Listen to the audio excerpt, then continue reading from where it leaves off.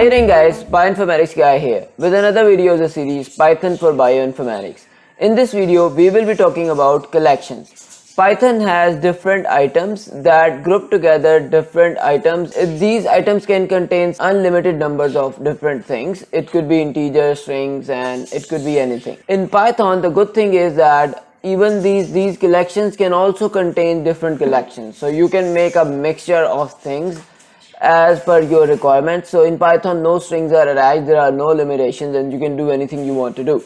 So let's get started. So in this video we will touch upon three basic types of Python collections, and later on we will deeply discuss those collections in detail. So the first thing that we are going to discuss is sets. Sets do not allow duplicate items, and they also don't allow individual access to the elements of the set. Then we have the sequences. In sequences we have numerical indexing like 0, 1, 2, 3. You can access any of the element by giving the index. Then we have mappings. Mappings is a very special kind of thing, and it's also very useful. So in mapping, what we have is we have a key, a name, and then we have its value. So the difference between these different types of collections is based on how we can access individual elements in those collections. So let's talk about sets. A set is an unordered collection of elements with no duplicate. In Python, you can make a new set very easily. What you have to do is you have to use the set function, and then in these round brackets you have to give a string or anything which is iteratable.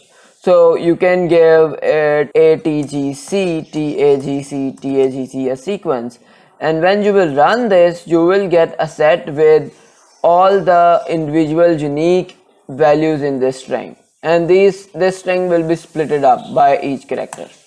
So you got A, C, G, T.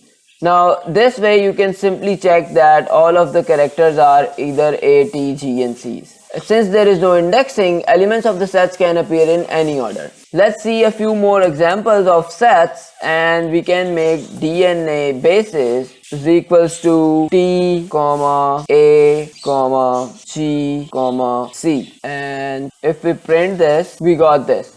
Similarly, by the same token, we can make RNA basis, and instead of T, we will put U over here. So we got RNA basis as well as a DNA basis. So when a string is inside these curly braces and we run this code, we see that a set is created, but the string is not splitted up into individual characters. And the same thing goes with when you have multiple sets of strings, like let's say you have these two strings. Then you will see that now this set contains two unique elements. With the help of sets, we can write validate base sequence very easily. So we will define validate base sequence, and then we will give it a base sequence. Let's create RNA flag as well, and initially we will keep it false. Now let's add a doc string as well, because it is really good practice to add doc strings.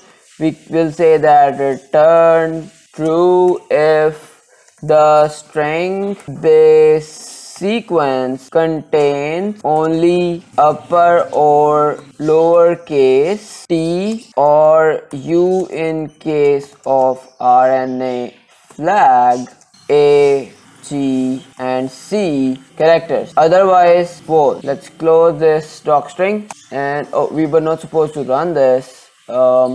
Let's complete this function first. So now what we can return in just like one line. We will return, we created these RNA bases and DNA bases, so let's put them in the function. We had a string, and then we use this set function, and it returned the unique values. Now we can do the same thing over here. We will say set, and then we will take it, or we will keep base sequence over here. Then we will check if set is less than or equal to RNA basis, if RNA flag, else DNA basis. Let's define this first. It's again giving us an error. Oh, the spellings are not correct. Now this function is defined, and let's try running this. Print validate base sequence. Over here we can give it ATGCTAG. We see that we see that this C and C is small. So it's always a good idea to see if our DNA based sequence or RNA based sequence is in capital letters or small letters.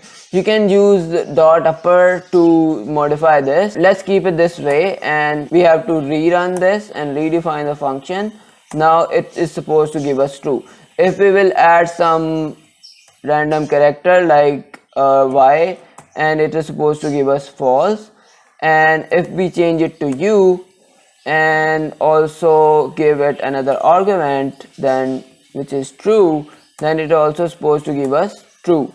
And because it's an RNA sequence, and if we make it a DNA sequence and or keep the RNA flag true, it is supposed to give us false. Okay, so let's talk about sequences. Sequences are ordered pair in which there can be duplicates and we can access individual elements of the sequence. Unfortunately, in Python we have sequences, as well as in bioinformatics we have DNA or RNA sequences. So whenever I'm talking about a Python sequence, I will explicitly say Python sequence, otherwise I will say just sequence. As I already told you that these are ordered and we can access them with the help of proper indexing. Now there are 6 types of Python sequences: string, bytes, byte arrays, range, tuples, and list. Very important one, list. We have already talked a little bit about strings in the previous videos. We will also talk about them in detail in the future.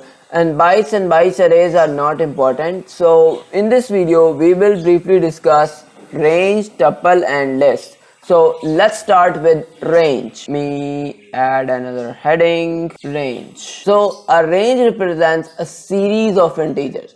It might not look very useful at the moment, but in Python it has a very fundamental role. So with one argument, range, and then we add a stopping point, but one thing, it will not include the stop integer. When you will run range 4, it will give you a range object. You can also check its type by using the function. Its type is range.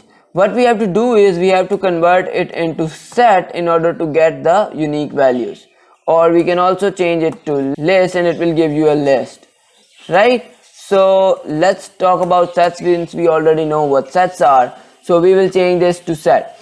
Now you can see that we got 0, 1, 2 and 3, but we haven't got 4. We got 4 characters, but we haven't got the 4 integer. You can also call range with 2 arguments, in which we have a starting point as well as an ending point. Let's say if we want to start from true and end at 4, then it will give us only 2 and 3 because 4 is not included. Now there is an interesting question: what will happen if the starting point is greater than the ending point? Like this, if it is 6 over here and 4 at the end, what will happen?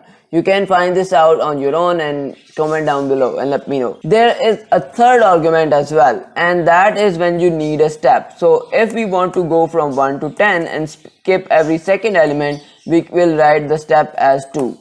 So now you see that we got 1, then 2 is skipped, then we got 3, then 4 is skipped, and we got 5. And if we change it to 2, then we would be able to get all the even numbers up till 10. So I have already showed you a few examples, but let's discuss about some examples when the step is in negative. When the step is in negative, it will go back, it will go in the reverse order. And then our starting and ending points are also supposed to be according to the negative steps, right? Now we see that 2 is not included, the ending point is always not included, but the starting 10 is included. We can see that if we want to start from 0 and go up till minus 25 with step of 5, then we can see that we got this negative table from starting from minus 20 up going up till 0.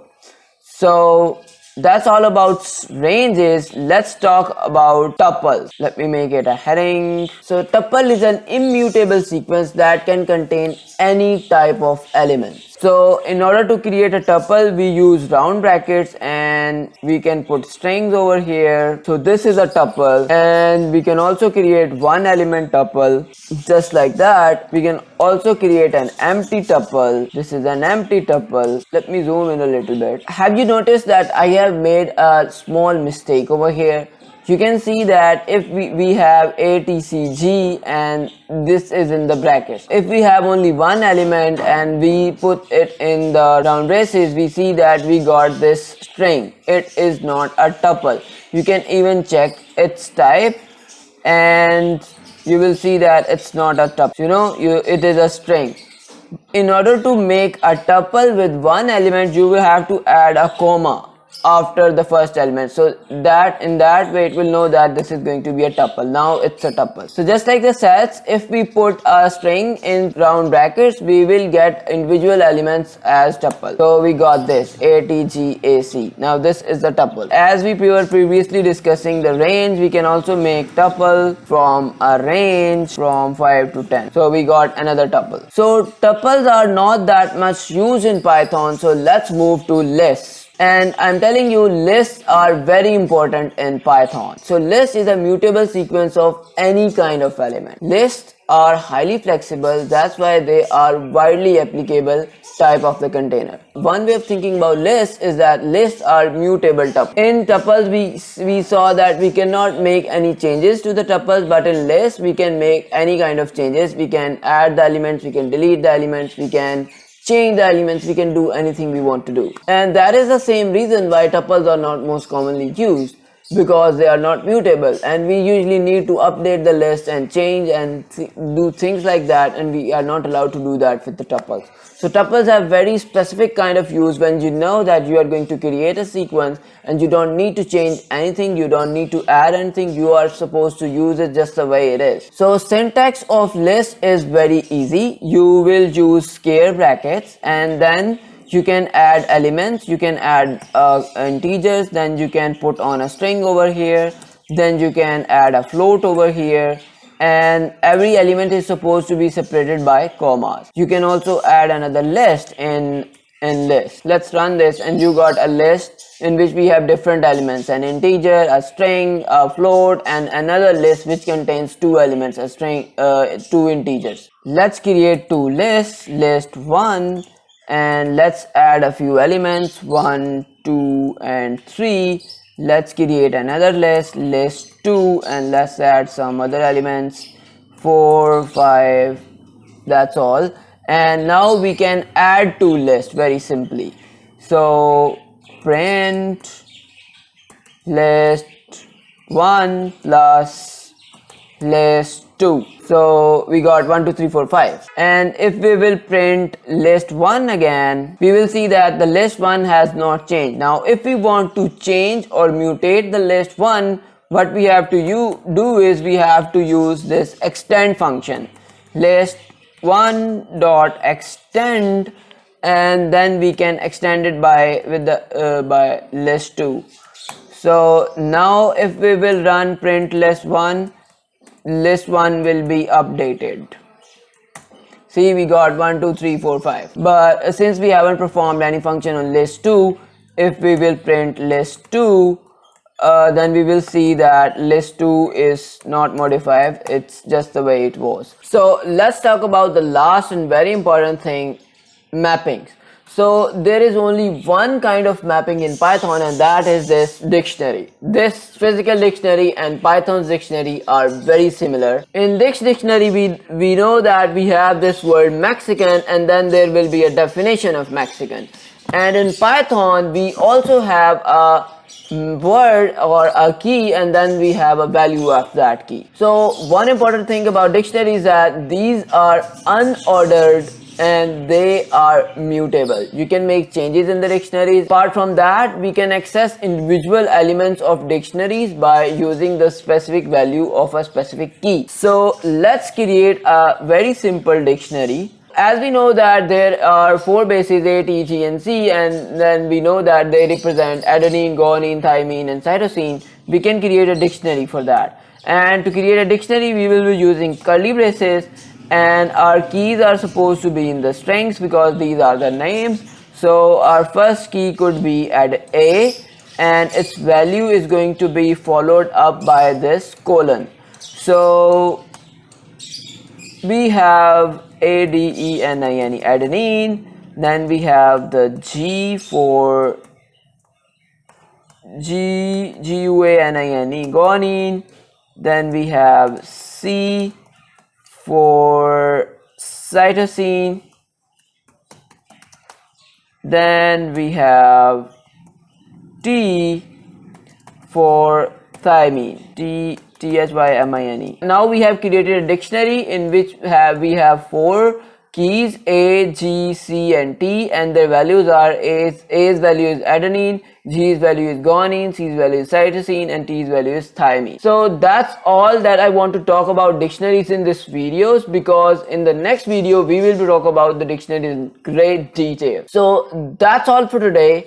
And if you have any questions, comments or concerns about this video, you can put them in the comments down below. I will happy to help you out. Apart from that, if you want to see the script, I have shared it in my GitHub repository. You can find the link for that down below. You can also get help from our Bioinformatics guys community, which is a Facebook group. You will find the link in the description down below. And if you want to know what I do other than programming, you can check out my vlogging channel. So that's all for today. Thank you very much for watching, and I will see you around in the next video.